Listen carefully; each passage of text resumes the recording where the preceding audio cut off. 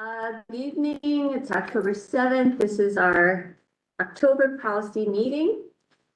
Today on the agenda, we have a review of our policy and annual wellness check. We have created a calendar, and this month of October, we have several policies that we're going to be discussing that have been identified as missing or not updated, but doesn't necessarily mean that they are truly missing. So we're going to go through them one by one. And Dr. Lehman will explain what he's found in his research. So the first one is called Board of Education Meetings, Policy 9110. It was listed as missing.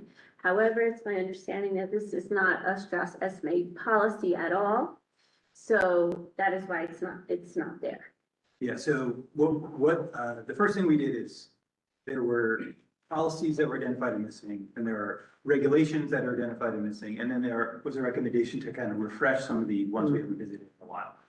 So for this month, I went through and there were 5 policies that they had identified, 5 or 6 policies they had identified as missing. The first one was what was identified, and so this is NJSBA scanning the Strauss-Esme policy manual. So NJSBA has a different coding, filing, and naming system than Strauss-Esme. So what I found as we went through is many of the things they've identified as missing are not things that exist in Strauss-Esme, and or whatever they're looking for is in another place in Strauss-Esme. And we will, as we go through over the next few months, we will, through process of updating, find where these things are located. So Board of Education Meetings was a NJSBA policy that they didn't see that we had. We searched for that title, we searched for the NJSBA policy number, as well as the file code that they gave us. And it doesn't exist, and it hasn't existed in Strauss-Esme. There's no history, we never had one.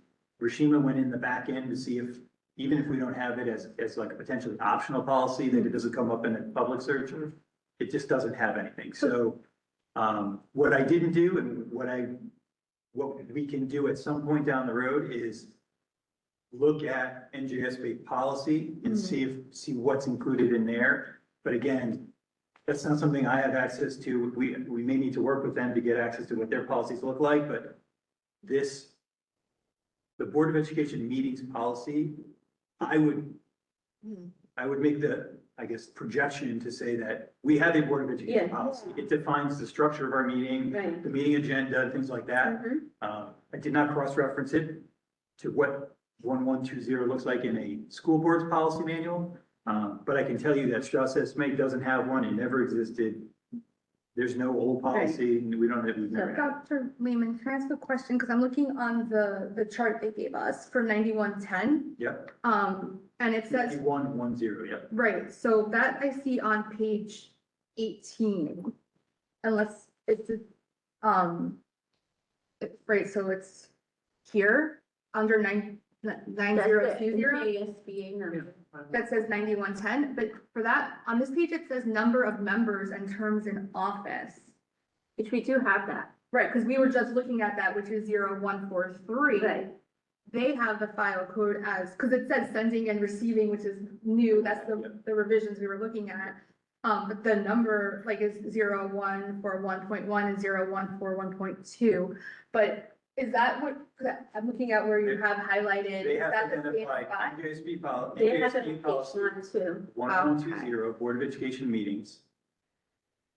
Oh, File 1120. code This number is 1120. wrong. So it's 1120, 1120, got it. and it's Strauss-Esme 9110. Right. And NJSB says 1120, Strauss-Esme 9110, but there is no 911. Okay. Mrs. Alvarez, I Yes. just wanted to mention too, Strauss-Esme is a lot bigger with policy. Yeah. NJSBA has 2 people running their policy area. So I can just tell you, just from that, there's going to be discrepancies there too. Yeah, I like digging and looking. Yeah. Right, no, I'm just saying, it's a big difference between both of them. Yeah. Well, I wonder if But I Strauss-Esme. think, but like, just to sum, oh, I'm sorry, Dr. Peckinhead. I looked on the Jamesburg policy, Yeah. so we do have this one. It's called management team. in Correct. ours, and it is, ours was adopted in 1999. Okay, it's outdated Yeah. a little So bit. So policy 1120 you have. Yeah. We have that as well. We have 1120. We don't have what they've identified as 9110. So do you have 911? We have 1120 in its management team as well. Yes. Yep. Yep. But we do have, What we, but what they identify as 9110 is our 0143, because we've gone over this very many times, like it's drilled in my head, the number. Yes. Like, Nice. so like that's how long I've done this community, I can say numbers off the top of my head. Okay, so then let's go back to the next one, privately owned vehicles. Yep. Is this one, yep, so Correct. privately owned vehicles, 8660? 8660. Okay. It's not something we currently have adopted. Mm-hmm. It's something that we had in 1992. So we do have it, there is a history of it. Mm-hmm. There's a record of when it was pulled or anything like that. So what we will do now is we will take a look at that, because that speaks to basically students Yeah. driving to off-site activities. Yes. So there's a discussion that has to occur at a district level about what that looks like. It has to be connected to our insurance agent, it has to be connected to our board attorney to see, is there a reason why it was pulled back in the day? Does everybody have it? But we need to dig into that a little more. I did attach it as like a blank document, Mm-hmm. here, but, just for the sake of everything they identified was incorrect. 8660, So we need more info on this. yep, So the committee's just gonna hold on to it and wait until we get more info. because there's optional pieces here as well. Correct. I have another question regarding, you said students taking other students. What about coaches taking students to athletic activities if we don't have a bus available? So this is a privately owned vehicle policy. So this Okay, would be, this is specific to that. Student to student or? No, coach it just to says student? private vehicle, safety, Basic private. parent, Yes. you know. Okay, yeah. And it's basically what type of permission framework?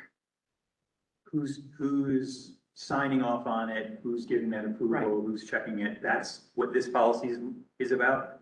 And I would assume insurance liabilities. Yeah. Well, that's why we gotta talk That's fine. insurance. We did entertain this. We did entertain the whole picking up and driving students to practices coming right out of COVID, bus shortage, Right. that piece. So, it's something we need to revisit, Mm-hmm. but it's more than just full policy, fill in a few blanks, and it's, Okay. I don't think it's a standard, just approve it kind of policy. Right. Okay, but we're definitely putting it to the side for more Yep. info.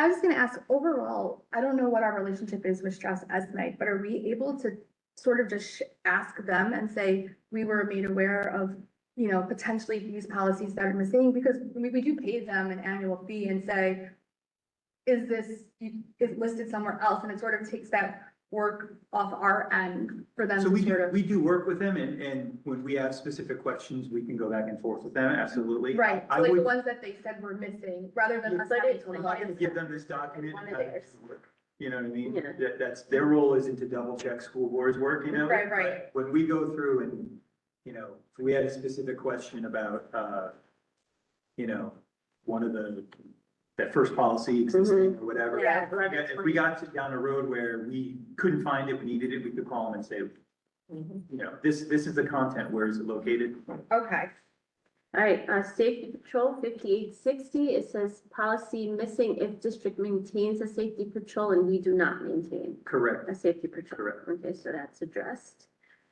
Then there was equal opportunity in athletics, 5755. Is there a policy, the evaluation is on the website? So EEO, equal opportunity, Mhm. that umbrella has its own policy. Mm-hmm. This regulation 5755 exists. School board says you don't have a policy that's 5755. There is no policy from Strauss Esme called 5755, Mhm. and anything equal opportunity is under a different umbrella of policies. So this regulation that they've identified that doesn't sync to a policy actually syncs to another coded EEO policy. mhm. Mhm. There's 1530, but that's about equal employment. Or I see it's 5750, which is under the student one, because if you look at the chapters, which is equitable education opportunity. And then this is a specific breakout relative to athletics that's connected to that policy. So we do have one. We have an EEO policy 5750. This is in alignment or parallel to that, but there is no 5755 policy related to EEO and athletics. What's this one? Athletic competition. Hold on.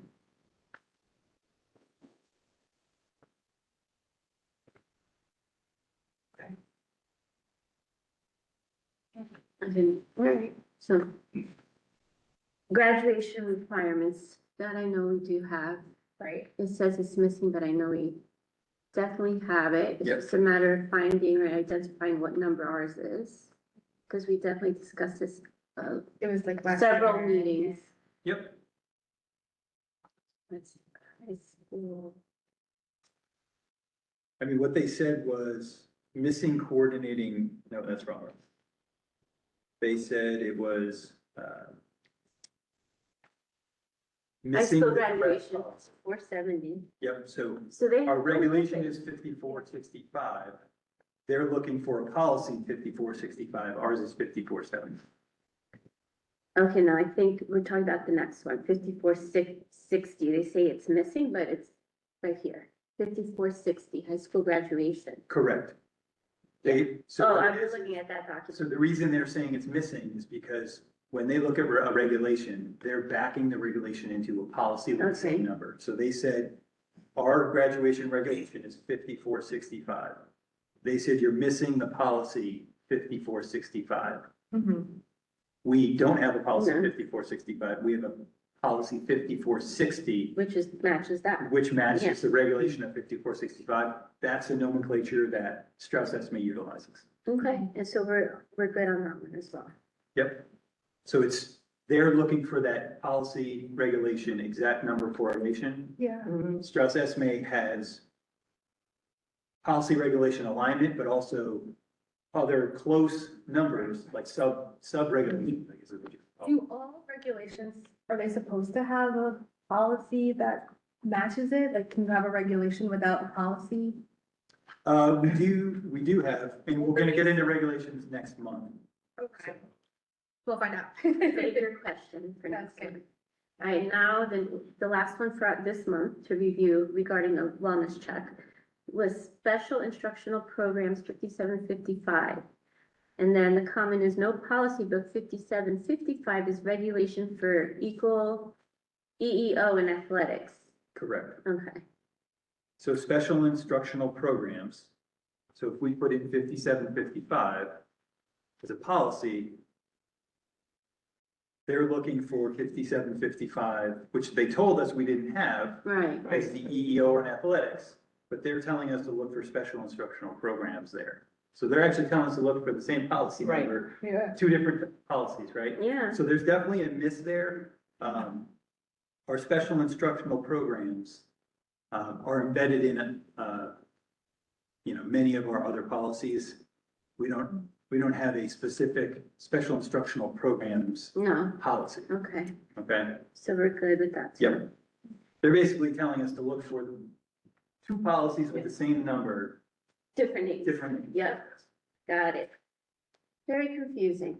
So moral of the story is we identified one policy that we were gonna take another look at, and that's the driving, basically. Transportation by private vehicle. Yep. Okay, The other ones, we have what we need. They're just not necessarily in sync with the same nomenclature that NJSBA has. Got okay. it.